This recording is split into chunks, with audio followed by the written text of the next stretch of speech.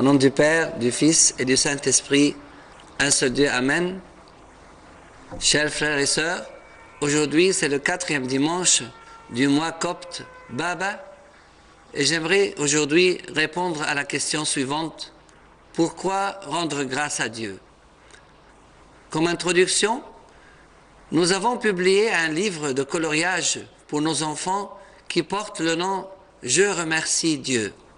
Et dans ce livre, nous avons montré aux enfants que chacun d'entre nous peut rendre grâce à Dieu pour différents dons qu'il nous a accordés, parmi lesquels le don de voir, d'entendre, de parler, de sentir et d'aimer. Je rends grâce à Dieu pour sa justice. Dans le psaume de l'office de l'encens du soir, le psalmiste loue Dieu en disant « Je te louerai dans la droiture de mon cœur en apprenant les lois de ta justice. » Et dans le psaume de l'office de l'encens de l'aube, il lui dit « Ma langue célébrera ta justice. » La majorité des gens rendent grâce à Dieu pour sa miséricorde, mais peu de gens le remercient pour sa justice. À cet égard, il n'y a pas de contradiction entre la justice de Dieu et sa miséricorde. Sa justice est une justice miséricordieuse et sa miséricorde est une miséricorde juste. Dieu est juste dans sa miséricorde et miséricordieux dans sa justice, car ses qualités ne se contredisent pas. Je rends grâce à Dieu pour sa présence auprès de nous qui nous rassure. Dans l'évangile de l'office de l'encens du soir, Jésus obligea les disciples à monter dans la barque et à passer avant lui de l'autre côté pendant qu'il renverrait la foule. Alors, la barque, déjà au milieu de la mer, était battue par les flots, car le vent était contraire. À la 4e veille de la nuit, Jésus alla vers eux, marchant sur la mer. Quand les disciples le virent marcher sur la mer, ils furent troublés et dirent « C'est un fantôme ». Et dans leur frayeur, ils poussèrent des cris. Jésus leur dit aussitôt « Rassurez-vous, c'est moi, n'ayez pas peur ». Au temps de Jésus, la nuit était divisée en 4 veilles. La première, de 18h à 21h. La deuxième, de 21h à minuit. La troisième, de minuit à 3h. Et la 4e veille, de 3h à 6h du matin. Juste avant, il est dit, en Matthieu 14, verset 22, Jésus obligea les disciples à monter dans la barque et à passer avant lui de l'autre côté pendant qu'il renverrait la foule. Cette foule dont Jésus a guéri les malades et a rassasié environ 5000 hommes sans les femmes et les enfants est restée avec Jésus jusqu'au soir, c'est-à-dire jusqu'aux environs de 18h, le début du soir. Donc, la barque, au milieu de la mer, était battue par les flots pour une durée minimum de 9 heures, entre 18h et 3h du matin, et maximum de 12 heures, entre 18h et 6h du matin. Et finalement, Jésus, l'ami du genre humain, alla vers eux, marchant sur la mer, et les a rassurés en leur disant « Rassurez-vous, c'est moi, n'ayez pas peur ».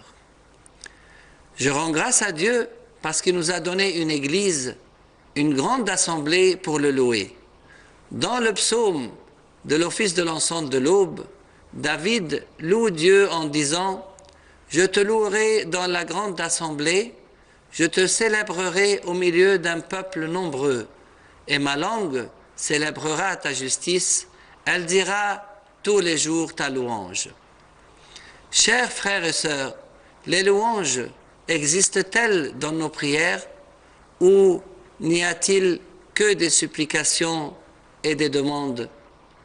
Je rends grâce à Dieu parce qu'il nous console et nous envoie pour annoncer la bonne nouvelle. Dans l'évangile de l'office de l'encens de l'aube, après sa résurrection d'entre les morts, Jésus est apparu à Marie de Magdala et lui consola en disant « Femme, pourquoi pleures-tu? Qui cherches-tu » À plusieurs occasions, Jésus console les attristés. Lors de la mort de la fille de Jairus, tous pleuraient et se lamentaient sur elle. Alors Jésus dit « Ne pleurez pas, elle n'est pas morte, mais elle dort. » Et lors de la mort du fils de la veuve de Naïn, le Seigneur, l'ayant vue, fut ému de compassion pour elle et lui dit « Ne pleure pas ». La plus grande consolation sera dans l'éternité. Dans l'Apocalypse, Saint Jean nous dit que Dieu essuiera toutes larmes de leurs yeux et la mort ne sera plus et il n'y aura plus ni deuil, ni cri, ni douleur, car les premières choses ont disparu. Puis Jésus envoya Marie de Magdala pour annoncer la bonne nouvelle aux apôtres en disant « Va trouver mes frères et dis-leur que je monte vers mon Père et votre Père, vers mon Dieu et votre Dieu. » Saint Jean nous dit que Marie de Magdala alla annoncer aux disciples qu'elle avait vu le Seigneur et qu'il lui avait dit ces choses. Et c'est ainsi qu'elle fut la première à annoncer la résurrection du Christ. Je rends grâce à Dieu parce qu'il nous a donné ses saintes paroles et ses bonnes doctrines.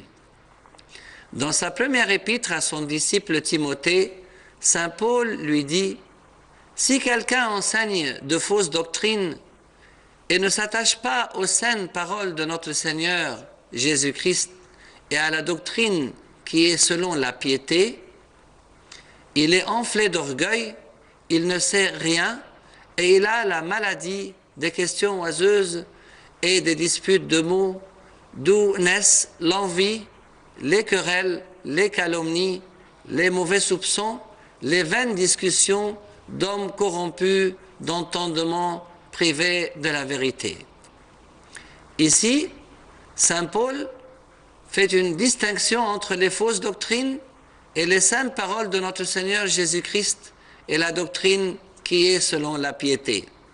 Il lui dit « Pour toi, homme de Dieu, fuis ces choses et recherche la justice, la piété, la foi, la charité, la patience, la douceur. Combat le bon combat de la foi. Saisis la vie éternelle à laquelle tu as été appelé. Je te recommande devant Dieu de garder le commandement et de vivre sans tache, sans reproche, jusqu'à l'apparition de notre Seigneur Jésus-Christ. Recommande aux riches du présent siècle de ne pas être orgueilleux et de ne pas mettre leur espérance dans des richesses incertaines, mais de la mettre en Dieu. Recommande-leur de faire du bien, d'être riches en bonnes œuvres, d'avoir de la libéralité, de la générosité, afin de saisir la vie véritable.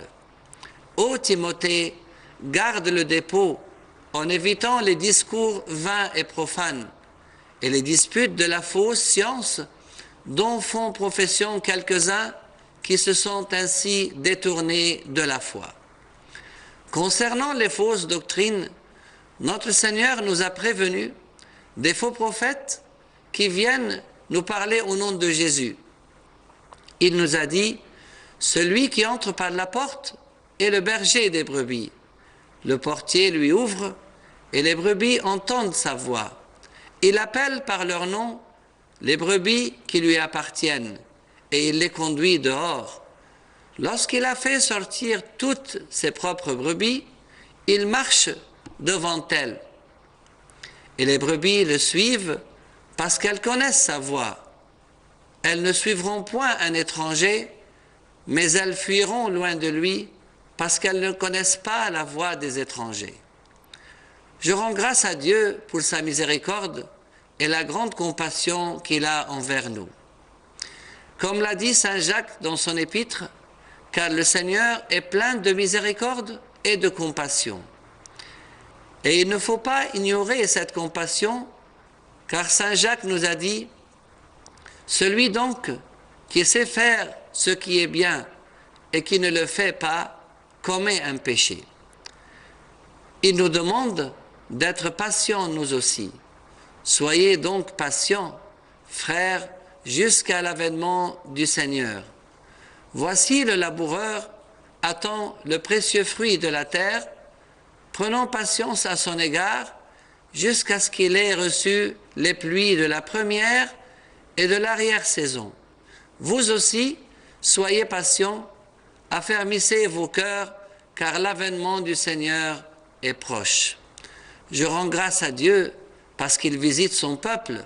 Dans les Actes des Apôtres, Paul dit à Barnabas, « Retournons visiter les frères dans toutes les villes où nous avons annoncé la parole du Seigneur pour voir en quel état ils sont. » Paul fit choix de Silas et partit, recommandé par les frères à la grâce du Seigneur.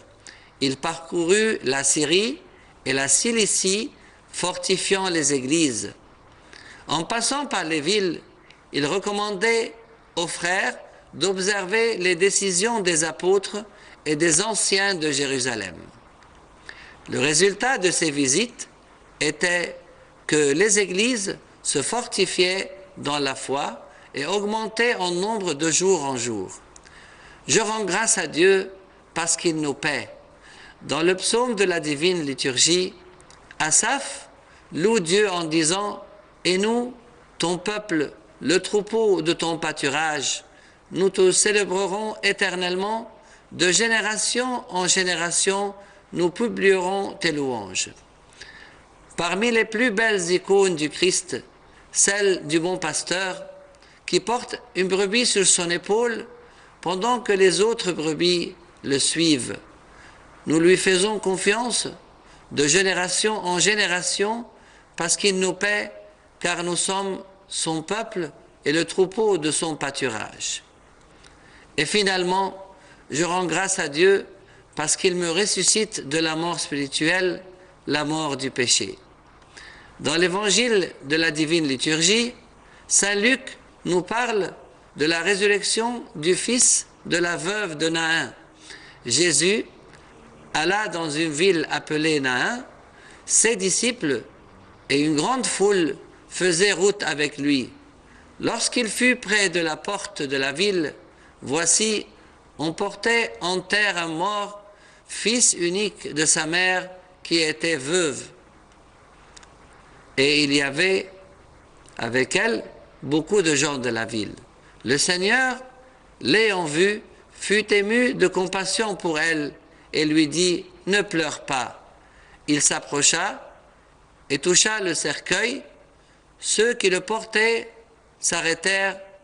Il dit « Jeune homme, je te le dis, lève-toi ».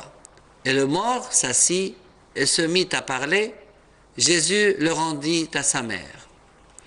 C'est important d'avoir le corps guéri de toute maladie et même ressuscité d'entre les morts, mais la guérison spirituelle du péché compte beaucoup plus que la guérison charnelle, car tous ceux que le Christ a ressuscités d'entre les morts sont morts une deuxième fois, comme la fille de Jairus, le fils de la veuve de Naïn et Lazare. Quant à celui qui n'a pas encore demandé à Dieu la guérison de ses péchés, Jésus lui dit « Je connais tes œuvres, je sais que tu passes pour être vivant et tu es mort. » Et il l'avertit en lui disant « Sois vigilant et affermis le reste qui est près de mourir, car je n'ai pas trouvé tes œuvres parfaites devant mon Dieu. Rappelle-toi donc comment tu as reçu et entendu, et garde et repens-toi. Si tu ne veilles pas, je viendrai comme un voleur, et tu ne sauras pas à quelle heure je viendrai sur toi. » Que notre Seigneur Jésus nous comble de sa miséricorde et de sa compassion, afin que nous lui rendions grâce maintenant et pour les siècles des siècles.